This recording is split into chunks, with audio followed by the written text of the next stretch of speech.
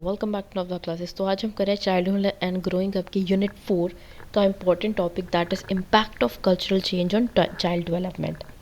तो आज का टॉपिक जो है थ्योरेटिकल है, लेकिन रियल लाइफ एग्जाम्पल के साथ समझेंगे तो काफ़ी इजी हो जाएगा। सबसे पहले समझते हैं कि ये कल्चरल चेंज क्या होता है। कल्चर जो है हमारी आइडेंटिटी होती है, जैसे कि हमारे लैंग्वेज, हमारी मॉरल वैल्यूज़, हमारी ज़िंदगी जीने का ढंग, हमारे पेरेंटिंग का स्टाइल। तो ये सब कुछ जो है ये कल्चर पे डिपेंड करता है। जैसे कि अगर कोई बच्चा एशियन कल्चर के अंदर पैदा पैदा हो रहा है, तो उसकी जो अपब्रिंगिंग होगी वो काफ़ी डिफरेंट होगी और उसका कल्चर भी काफ़ी डिफरेंट होगा अगर हम वेस्टर्न कल्चर के कंपेरेटिव देखें। तो कल्चर जो है वो बहुत ज़्यादा इम्पैक्ट करता है लाइफ में बच्चे की। तो अगर हम देखा जाए तो अगर ये जो कल्चर जो है वो चेंज हो जाता है ना, तो चाइल्ड की जो डेवलपमेंट है उस पर भी काफ़ी इफेक्ट पड़ता है। ठीक है। तो बेसिकली अगर देखा जाए तो कल्चर क्या है, हमारा लैंग्वेज, हमारी बिलीफ, हमारी मॉरल वैल्यू, हमारा ट्रेडिशन, हमारा बिहेवियर। तो जैसे हमारा कल्चर है, इंडियन कल्चर, हमारे में सिखाया जाता है कि बड़ों की रिस्पेक्ट करनी चाहिए और यहाँ पर जॉइंट फैमिली का कल्चर है। अगर हम वेस्टर्न कल्चर में देखें तो वहाँ इंडिपेंडेंस है, इंडिविजुअल फ्रीडम है। तो अगर सिंपल लाइन में याद रखें तो कल्चर एक पैटर्न है थॉट्स का और बिहेवियर का, जो एक जनरेशन से अगली जनरेशन में पास ऑन हो रहा है। मतलब जो हमने अपने पेरेंट्स और सोसाइटी से सीखा है वही हमारा कल्चर है। तो वो जो टीचिंग जो हमने सीखी है ना, दैट इज़ कल्चर। अब अलग अलग जो साइंटिस्ट हैं उनका अलग अलग मानना है। जैसे जो व्रेंच है उन्होंने बोला था, जैसे मैंने भी डिस्कस करा, कि एक वो जो पैटर्न है, किस तरह से जो थॉट्स है वो काम करेंगे और जो बिहेवियर है, और हर जनरेशन से वो सेम चीज़ चली आ रही है, दैट इज़ कल्चर। कि जो पहले वाले बुज़ुर्गों ने करा तो आगे वाली जनरेशन ने भी वही सेम रास्ता फॉलो करा। तो जो लेंटन थे उन्होंने भी सेम चीज़ बोली कि ये बिहेवियर पैटर्न है। जो भी बिहेवियर पैटर्न है जो ट्रांसमिट हो रहा है, चाहे मेंबर से सोसाइटी में हो रहा है या एक जनरेशन से अगली जनरेशन में होता है, दैट इज़ कल्चर। फिर नेक्स्ट जो है उन्होंने भी सेम बात बोली, सोशली ट्रांसमिटेड बिहेवियर, मतलब एक ऐसा बिहेवियर जो सोशली ट्रांसमिट होता है, एक पर्सन से दूसरा पर्सन जो उसे कॉपी कर रहा है। फिर आता है ड्रेवर। ड्रेवर ने भी बोला कि इंटेलेक्चुअल साइड ऑफ सिविलाइजेशन, जो मटेरियल अचीवमेंट पे डिपेंड करता है। मतलब कोई भी चीज़ जो टोटल हमने आर्ट, साइंस, कल्चर, एजुकेशन जो भी सीखा है ना, उन वो सबको अगर मैं कलेक्टिवली ऐड ऑन कर दूँ, वो क्या बन जाता है, कल्चर। तो देखा जाए तो कल्चर के दो मेन पार्ट्स होते हैं, एक मटेरियल और एक नॉन मटेरियल। मटेरियल कल्चर मतलब जो चीज़ें विजिबल होती हैं, जैसे कि road, house, tool, utensils, clothes. Clothes के अलावा टेक्नोलॉजी, ये सब जो है किस तरह जो चीज़ें देखी जा सकती है वो मटेरियल ऑब्जेक्ट हो गए, वो मटेरियल कल्चर हो गया। अच्छा, एक होती है नॉन मटेरियल चीज़ें जिनको आप देख नहीं सकते हो, जैसे कि किसी के विश्वास, यानी कि values, tradition, custom, rules, values, religion, ideas, behaviour. तो ये जो सब है ये विजिबल चीज़ें नहीं है। ठीक है। तो ये सब आ जाता है नॉन मटेरियल चीज़ों में। अच्छा, फिर आते हैं हम कल्चर के बारे में अगर डिस्कस करें, तो कल्चर जो होता है उसके भी फॉर्म्स होते हैं, एक एक्सप्लिसिट कल्चर और एक इम्प्लिसिट कल्चर।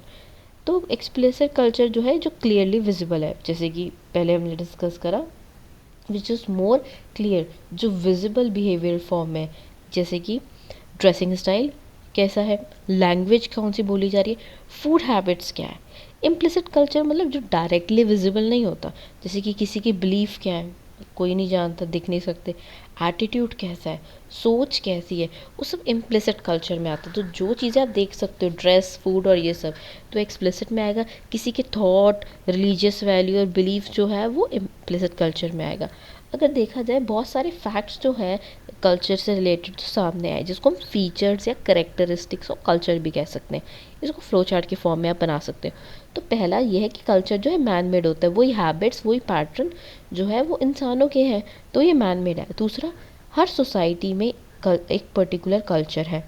अच्छा, कल्चर जो है वो यूनिवर्सल एटीट्यूड एट्रीब्यूट है, यानी कि हर एक ग्रुप, हर एक जगह पे जो है लोगों का कल्चर डिफरेंट होता है। और ये स्टेबल भी नहीं होता, ये डायनेमिक है। डायनेमिक मतलब ये चेंज होता रहता है। जैसे फॉर एग्जांपल कुछ वैल्यूज़ है जो एक जनरेशन से अगली जनरेशन है पास ऑन हुई है, वो एग्जैक्टली सेम तो फॉलो नहीं की जाती, इसलिए स्टेबल भी है और डायनामिक भी है। स्टेबल इसलिए क्योंकि वो पास ऑन हो रही है, डायनामिक इसलिए कि इसमें थोड़ा थोड़ा चेंज आ रहा है, हर जनरेशन अपने हिसाब से उसके अंदर थोड़ा बहुत एडअप कर देती है।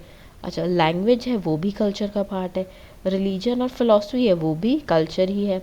और कल्चर की खास बात है, ये एक जनरेशन से अगली जनरेशन पे पास ऑन होता है, और ये एक पर्सन की लाइफ में बहुत बड़ा इम्पैक्ट करता है। और ये बहुत कॉम्प्लेक्स रिलेशनशिप है एक पर्सन और उसका कल्चर का। तो ह्यूमन बिहेवियर को इन्फ्लुएंस भी बहुत ज़्यादा करता है ये कल्चर। तो फॉर एग्ज़ाम्पल, अगर आप अपने पेरेंट्स जैसा बिहेव करते हो, तो ये कल्चर का ही तो इफ़ेक्ट है। तो कल्चरल चेंज जो है काफ़ी जो है फैक्टर्स है जो चाइल्ड डेवलपमेंट को इन्फ्लुएंस करते हैं। तो कल्चर चेंज का जैसे आपको मतलब पता लग गया कि कल्चर में चेंज आना, और ये चेंज जो है डायरेक्टली चाइल्ड की डेवलपमेंट पे इम्पैक्ट करता है। जैसे पहले स्ट्रिक्ट पेरेंटिंग होती थी, आज फैमिली जो है काफ़ी फ्रेंडली हो चुकी है। तो रिज़ल्ट ये है कि चाइल्ड का बिहेवियर और पर्सनालिटी चेंज हो जाता है। फिर आते हैं हम इम्पॉर्टेंट पार्ट पे, जो है aspects of childhood development shaped by culture. तो सबसे पहला जो है इफ़ेक्ट आ रहा है लैंग्वेज का। लैंग्वेज सिर्फ बोलने का मीडियम नहीं है, ये कम्युनिकेशन का मेन टूल है। मतलब Hindi speaking child Hindi culture को फॉलो करेगा, इंग्लिश मीडियम वाला चाइल्ड जो है उसको डिफरेंट कल्चर का एक्सपोजर मिलेगा। तो इम्पैक्ट ये है कि चाइल्ड का जो थिंकिंग पैटर्न है वो लैंग्वेज के हिसाब से डेवलप होता है। कम्युनिकेशन स्किल इम्प्रूव हो रही है या वीक हो रही है, वो सब जो है लैंग्वेज डिपेंड करेगा। तो ये प्राइमरी मेथड ऑफ कम्युनिकेशन के साथ साथ कल्चरल का एक्सप्रेशन भी है। फिर आता है मोरालिटी। मोरालिटी का मतलब होता है कि क्या सही है और क्या गलत है, और जो मोरालिटी है वो कल्चर उसको शेप करता है, क्योंकि यही जो है एक जो है वो ट्रांसफ़र होती है फ्रॉम पेरेंट्स टू चाइल्ड। मतलब इंडिया में रिस्पेक्ट करना सिखाते हैं एल्डर्स की, वो इंपॉर्टेंट बात है। वेस्टर्न कल्चर में आई कांटेक्ट जो है वो कॉन्फिडेंस का साइन है, और हमारे यहाँ आई कांटेक्ट जो है वो डिसरिस्पेक्ट का साइन है। तो इम्पैक्ट ये है कि चाइल्ड वही रूल अडॉप्ट करता है जो उसका उसको कल्चर सिखाता है। तो child is taught that looking adult directly in the eyes is disrespect. हमारे कल्चर में वो डिसरिस्पेक्ट है, लेकिन बाकियों के कल्चर में, वेस्टर्न कल्चर में उसको कॉन्फिडेंस माना गया है। तो ये कल्चर टू कल्चर जो है वो डिपेंड करता है। फिर आता है पेरेंटिंग स्टाइल। तो डिफरेंट कल्चर में अलग अलग पेरेंटिंग स्टाइल है। जैसे अगर एशियन पेरेंटिंग स्टाइल देखें या इंडियन पेरेंटिंग स्टाइल देखें, तो वो काफ़ी ज़्यादा स्ट्रिक्ट है। स्ट्रिक्ट इसलिए और क्योंकि वो चाहते हैं उनके बच्चे डिसिप्लिन फॉलो करें। अगर आप वेस्टर्न पेरेंट्स का स्टाइल देखेंगे, वो काफ़ी फ्रेंडली है, इंडिपेंडेंट है। अच्छा, तो स्ट्रिक्ट पेरेंटिंग जैसे एशियन कल्चर में हो रही है, उससे डिसिप्लिन चाइल्ड होगा। अच्छा, अमेरिकन पेरेंटिंग जो काफ़ी लीनियंट कैजुअल है, और वो इतना डांट नहीं रहे बच्चे को, तो उसमें क्या होगा, बच्चा जो होगा काफ़ी कॉन्फिडेंट होगा। फिर अगर हम वर्ल्ड की व्यू की बात करें, यानी कि चाइल्ड जो है दुनिया को कैसे देख रहा है, ठीक है, वो जो है उसके लिए जो है दुनिया काफ़ी ज़्यादा डिफरेंट है। तो अगर एग्जांपल देखा जाए, ट्राइबल कल्चर जो है वो लोकल एनवायरनमेंट फोकस करता है, और जो अर्बन यानी कि जो शहरी कल्चर है वो ग्लोबल थिंकिंग को प्रमोट करता है। तो उसका असर ये होता है कि चाइल्ड का जो सोचने का पर्सपेक्टिव चेंज हो जाता है, उसके गोल्स, उसके एम्बिशन, उसके एम जो है वो भी चेंज हो जाता है। फिर आता है ऑटोनॉमी। ऑटोनॉमी का मतलब होता है इंडिपेंडेंस। अब वेस्टर्न कल्चर में देखें तो चाइल्ड को डिसीजन लेने की फ्रीडम है, तो सेल्फ एक्सप्रेशन जो है वो वहाँ काफ़ी इंपॉर्टेंट माना जाता है, तो ये फ्रीडम का साइन है। अगर इंडियन कल्चर में देखें तो फैमिली डिसीजन इंपॉर्टेंट है, यानी कि यहाँ पर बच्चा अपने डिसीजन खुद नहीं, फैमिली उसके लिए डिसीजन लेती है। ठीक है, तो इसलिए जो कल्चर टू कल्चर है ना, ये काफ़ी ज़्यादा डिपेंड करता है। तो इम्पैक्ट ये है कि एक कल्चर में तो बच्चा इंडिपेंडेंट बन रहा है, और दूसरे कल्चर में जो बच्चा है वो डिपेंडेंट बनता है। अच्छा, और भी बहुत सारे फैक्टर्स हैं जो अफेक्ट करते हैं एक बच्चे की डेवलपमेंट को। जैसे सबसे पहले आ जाता है जेंडर। फॉर एग्जांपल, बचपन से ही ना थोड़ा बहुत इस तरह की स्टीरियोटाइप्स होते हैं कि जो गर्ल्स होती हैं उनको पिंक पसंद है, और वो क्या कहते हैं, डॉल्स वगैरह के साथ खेलती है। बॉयज़ जो होते हैं उनको ट्रक्स और कार्स के साथ खेलना पसंद है। तो इस तरह ना एक काफ़ी अर्ली एज में उनको बता दिया जाता है how they are suppose to behave.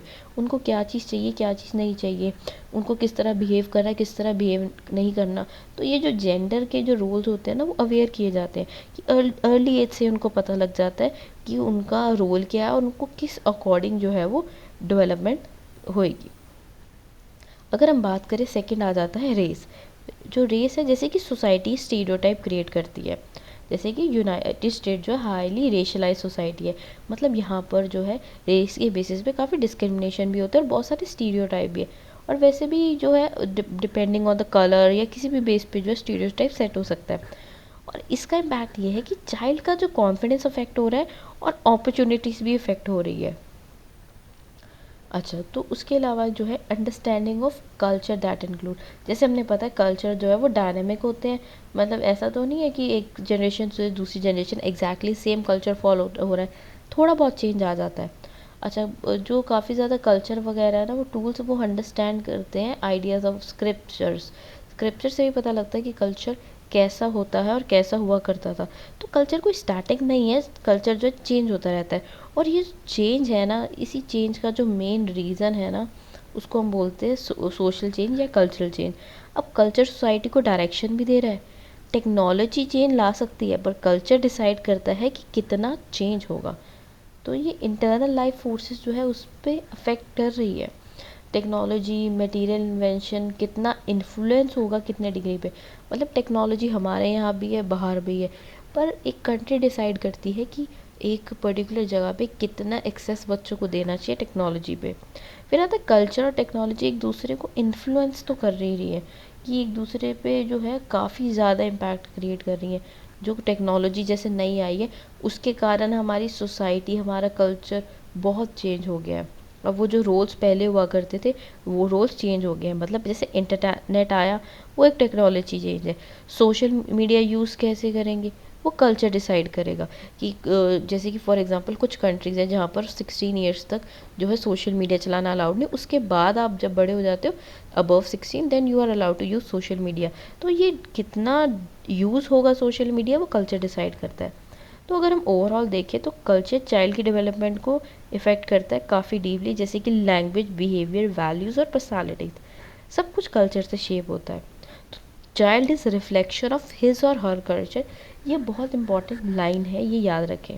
तो काफ़ी ज़्यादा ज़रूरी है कल्चर को समझना, क्योंकि कल्चर जो है बहुत डीप इम्पैक्ट छोड़ के जा रहा है चाइल्ड की डेवलपमेंट पे। और अगर आपको पता होगा वो किस कल्चर या बैकग्राउंड से है, तो उस पर फोकस करने पे जो है वो काफ़ी कंपेरेटिवली ईजियर होगा। तो ये था हमारा वीडियो कल्चर के बारे में। नेक्स्ट वाली वीडियो के अंदर हम डिस्कस करेंगे मार्जिनलाइजेशन के बारे में। Thank you.